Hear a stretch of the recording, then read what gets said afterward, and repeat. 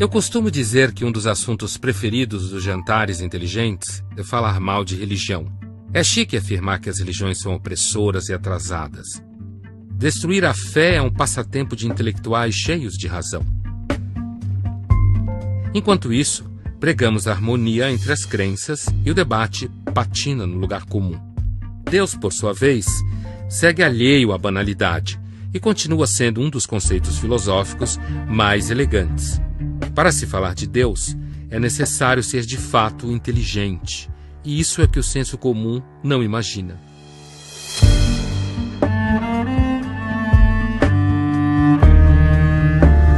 Eu me chamo Ítalo Fasanella, sou pai de 6 filhos, casado há 23 anos, e sou fundador de uma comunidade católica. Bom, meu nome é Ed René Kivitz, sou pastor de uma igreja batista, tradição reformada, histórica. Minha graduação é de teologia, fiz mestrado em ciências da religião. Tenho 2 nomes. 2 nomes? Eu tenho um nome de batismo, que é Libertad, de família espanhola, e tenho um nome que eu recebi num ashram lá na Índia, de um mestre Osho, que é Bhavya. É Ma Dhyan Bhavya. Ma quer dizer senhora de si, Dhyan quer dizer meditação, e Bhavya é potencialidade. Então, meu caminho seria desenvolvimento da potencialidade pela meditação. Meu nome é Jaime, eu tenho 46 anos, sou casado, sou pai de 2 filhos, trabalho com informática, sou gerente de TI. Em termos religiosos, eu não tenho nada. Você é ateu? Eu sou ateu. Sempre foi? Não, foi um processo de crescimento. Tá. Falar de religião é sempre caminhar entre a fé e a razão. Deus talvez esteja pouco ligando para as nossas interrogações. Isto se Deus existir, é claro. Tem uma história legal dos rabinos, né? Os rabinos ficaram a noite toda discutindo se Deus existe, se Deus não existe, e concluíram que Deus não existia. Aí, pela manhã, um acordou, procurou pelo outro na casa, não achou, encontrou lá fora no jardim. Falou, o que você está fazendo, rapaz? Eu estou fazendo a minha liturgia. Falei, mas nós concluímos que Deus não existe. Eu falei, o que Deus tem a ver com isso? Nelson Rodrigues, aquele dramaturgo, costumava dizer que quando você tira a imortalidade, a gente cai de 4. Sim. Quer dizer, então a gente é só bicho. Um bicho metido a besta. Tipo uma abelha mais complexa. Assim. É, uma abelha que fez Harvard. Então a gente tá tipo aqui fazendo um mel chique. É um mel shake. Teve um cursozinho de férias que eu devo ter feito com 5 ou 6 anos. Comecei a ler a Bíblia e algumas coisas não faziam sentido. Logo no Gênesis, assim, eu não estou entendendo isso aqui. Onde veio a mulher de Caim? E de onde veio o resto das pessoas? Né? Foi a primeira pergunta que eu fiz pro pastor. O que ele te falou? Isso é um mistério de Deus. Enche o saco, menino. Isso é um mistério o mistério de Deus. O ateísmo se agarra às coisas concretas. No seu mundo, não há espaço para abstração, nem vontade de penetrar no mistério. Entre Abraão e Darwin. Darwin, sempre Darwin. Você acha que é melhor ser ateu? Eu acho que é melhor ser ateu. melhor. Você acha que quem é religioso, do teu ponto de vista, está embarcando num bonde errado? Toda religião é válida? Para o Jaime parece que nenhuma delas vale coisa nenhuma. Toda religião está certa? Talvez não seja a questão do certo ou do errado. Se eu partir do ponto de vista da família humana, todos somos seres semelhantes. E se uma religião favorece uma convivência pacífica, de respeito ao semelhante, independente das suas opções, eu acho que isso tem um valor. Imagina que um dos seus filhos, então, tua filha resolveu casar com alguém que é do candomblé e quer fazer um ritual de casamento no terreiro, tudo bem? Doutrinariamente eu não aceitaria. Ou seja... Eu estou chamando de doutrinariamente, na prática eu não aceitaria. Mas não significa que há uma falta de respeito ao culto e, sobretudo, às pessoas. Mas não acaba sendo um respeito meio vazio esse? Aparentemente sim, mas eu penso que é possível uma existência pacífica, porque eu venho... Não, pacífica sim, contanto que um mora na Zona Leste e outro na Zona Oeste. Não, mas eu venho de uma família espírita. Mas você não ia gostar que, de repente, tua filha case numa sinagoga ou num terreiro? Sim, pessoalmente eu não gostaria. Toda religião é válida, mas ela é válida até o momento em que ela não interfira no meu cotidiano. Com medo de sermos vistos como intolerantes, evitamos briga e brincamos de relativistas, dizendo que cada um tem sua verdade. Mas diante de problemas concretos, os conflitos logo aparecem. A última vez que eu me vi nessa situação, eu tomei um pau lascado, que eu falei que não era, que eu achava que tinha religião que fazia mal, experiência religiosa que fazia mal. Existe uma contradição entre as religiões. Se você faz uma opção por A, você não pode tolerar o B. Eu estava na Bahia num congresso de diálogo interreligioso. Eu não consigo entender como que um padre reza uma missa e coloca o pai de santo dentro do altar e lava a escadaria da igreja do Bonfim com as entidades e Jesus no meio. Para mim isso é uma confusão lascada. E a conclusão foi que o auditório reagiu dizendo que eu era um sulista, burguês, fundamentalista, branco e que não respeitava machista. A diversidade cultural da Bahia. Então. Falei, não é uma questão de respeitar a diversidade cultural, é de perceber que existem lógicas em choque. Sim. Eu não tenho dificuldade nenhuma de dizer que há experiências religiosas que são nefastas. Então, Ed, você está dizendo que não dá para se ter um convívio sempre pacífico entre as religiões? Não dá. Vai entrar em choque, não é possível dizer assim, legal, é o que você estava falando. Eu respeito, mas eu não respeito. Eu tolero. Eu acho que você está equivocado, às vezes, mais do que equivocado, eu acho que você é um idiota, mas porque nós somos civilizados, nós vamos repartir o pão. Por termos caracteristicamente diferentes, precisamos de coisas diferentes. É a importância de cada religião, inclusive, porque eu acho que responde a tipos, eles dão caminhos, dão regras, que para cada um... Quando eu conheci, por exemplo, o Osho, que não é religião, para ele deve estar assim, não me coloque como religião, né? Não é religião. O que é, então? Não, ele é um pensador que propõe a meditação como autoconhecimento, e a partir do momento em que eu me conheço melhor, eu me equilibro mais, eu expando isso para quem está junto e vamos com isso aumentando. Da dificuldade de enfrentar os conflitos inevitáveis entre as crenças, brota uma espécie de religião autossustentável. Bhavya, como que a gente faz para falar com Deus? Eu não consigo muito, eu não consigo nada ver esse Deus, uma coisa fora, como uma entidade. Então você é ateia também? Jaime, tem uma parceira aí. Então vamos lá, o que é que define ser ateia? A negação da existência de Deus ou de qualquer Deus, deuses. Ele é ateu, ele só acredita na matéria, suponho. Né? Não, eu não. Tá. Eu não. Isso vamos marcar a diferença. Então, vamos marcar a diferença, porque tem outras forças em que eu acredito. Você é uma animista?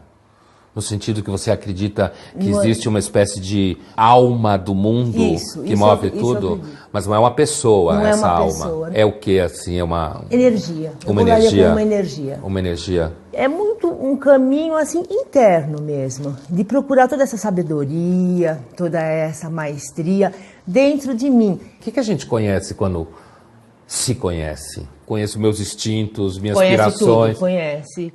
E até muitas vezes você começa a perceber de onde você está agindo. Você está agindo da raiva, você está agindo da vingança. No momento que você conhece esses mecanismos, você consegue respirar e poder enxergar outras possibilidades. Você vai me falar, é muito mental? É uma coisa mental. Não é meio desumanizador essa coisa de não querer ter raiva? A raiva, ela faz parte. Isso de falar assim, me iluminei, acabei com a raiva, com o ciúme, isso é mentira. Sei. Isso está presente, faz parte do ser humano. Agora, existe uma diferença quando eu ajo a partir daí. E se sua irmã, sua prima tomar seu marido?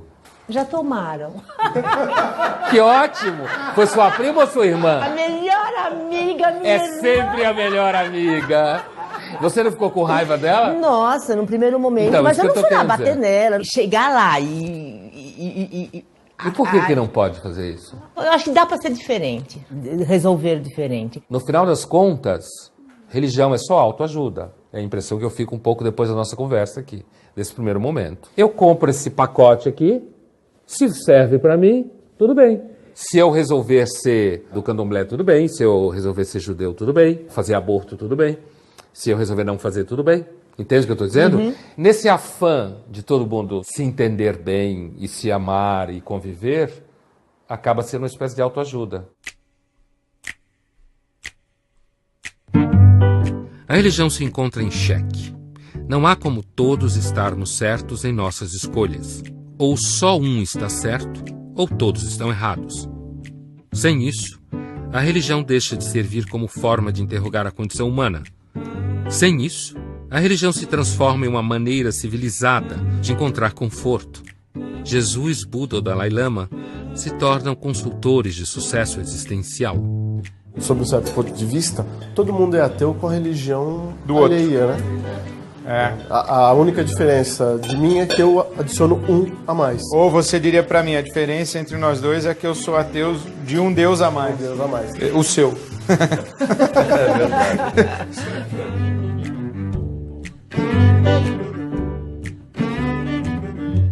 Não só de pão vivo homem, mas também do verbo. Do verbo. Vou brindar com o suco, porque eu não bebo nada de álcool, nada.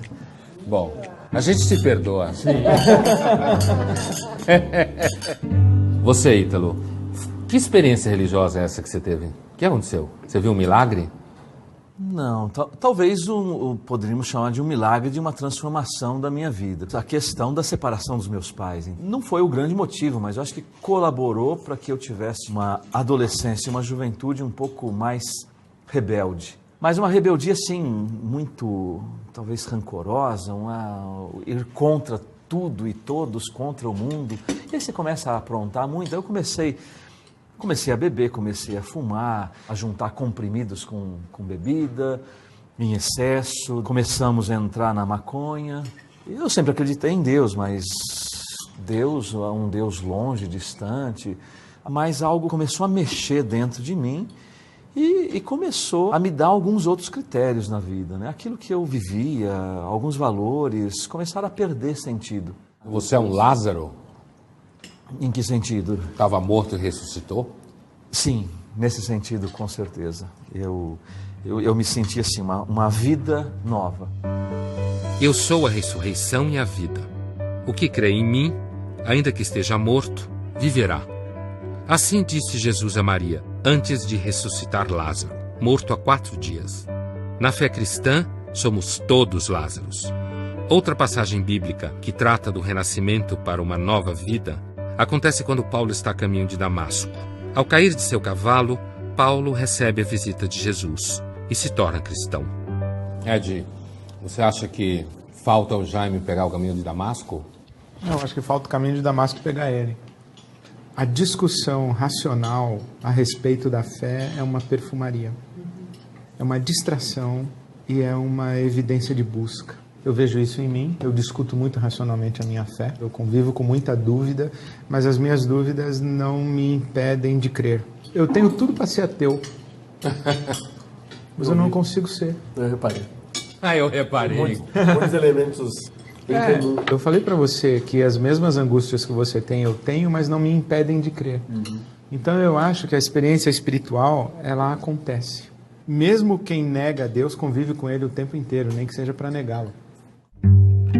Na hora de compartilhar o pão aparece uma questão fundamental. Dizer que é Deus quem escolhe os que creem significa dizer que os ateus não são escolhidos. São os ateus que não acreditam em Deus? Ou Deus que não acredita nos ateus?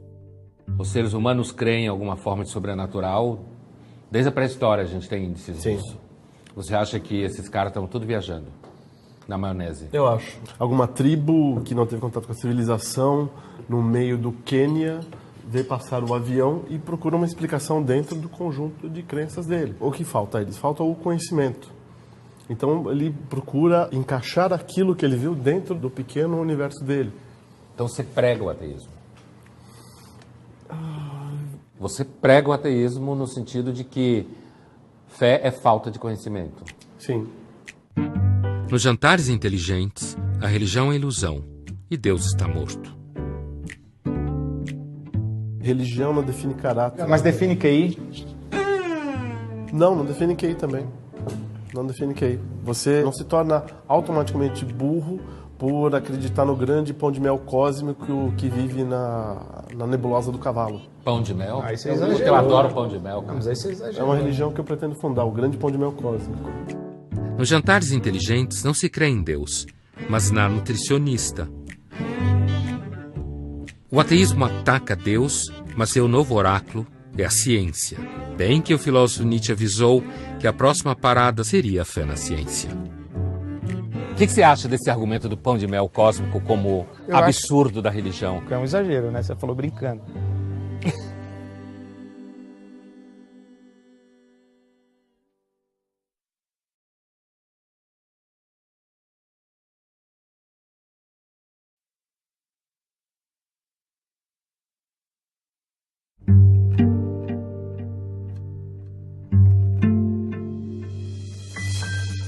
Dizem que religião não se discute.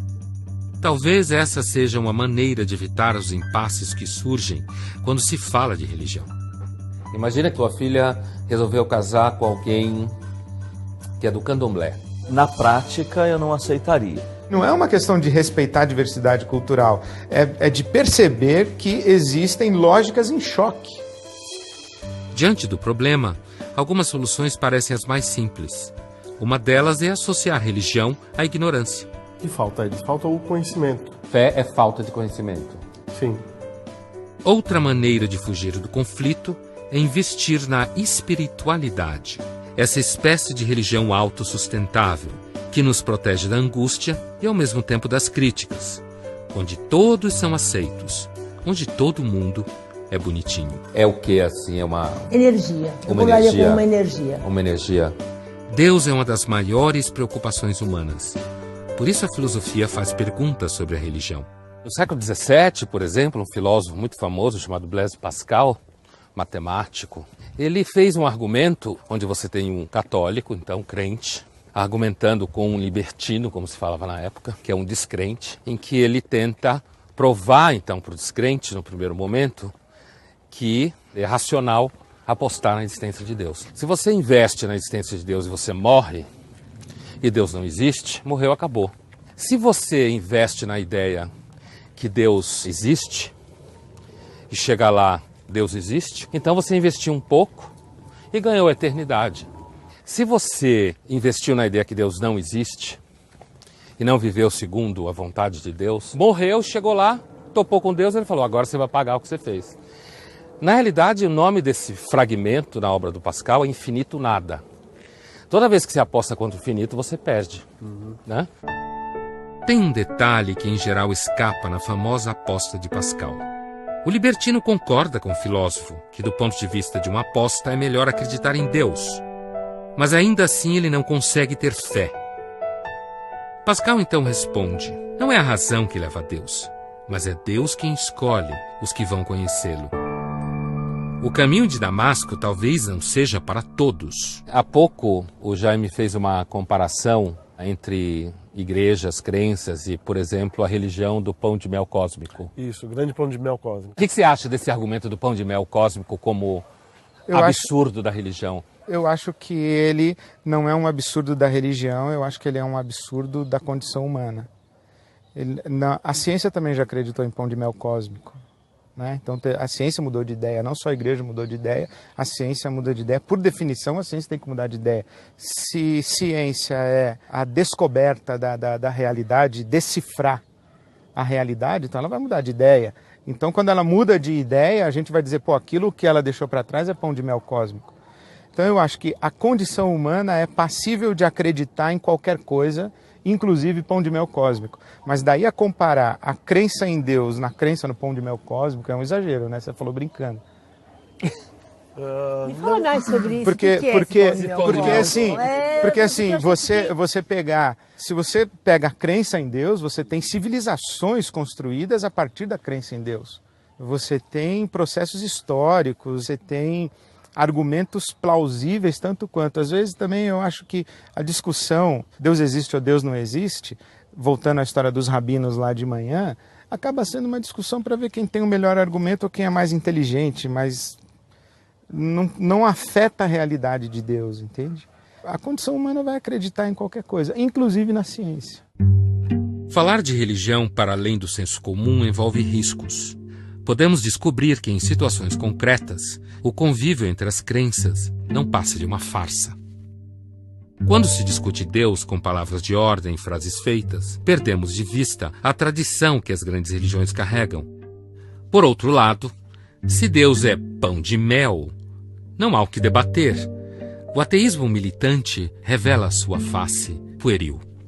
Você acha que a gente poderia dizer que a angústia também é um caminho para Deus?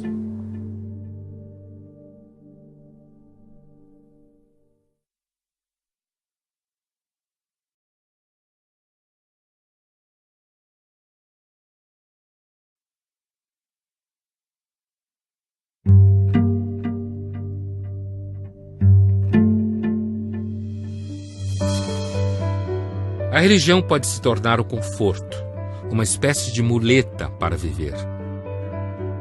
A religião pode tornar a vida mais difícil pelo temor do pecado, pela culpa e a perspectiva do inferno. A religião não torna a vida mais fácil. Ela a torna mais misteriosa e dramática.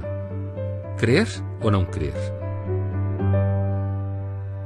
Jaime, depois dessa nossa conversa hoje, você sai mais ateu do que entrou aqui? Reforçou a sua hipótese de que as religiões são, na realidade, crenças sem substância? Reforça. Tudo que a gente debateu, tudo que me fez pensar mais, mostra que potencialmente eu estou no caminho certo. Você acha que ser ateu é mais fácil? Eu acho que sim.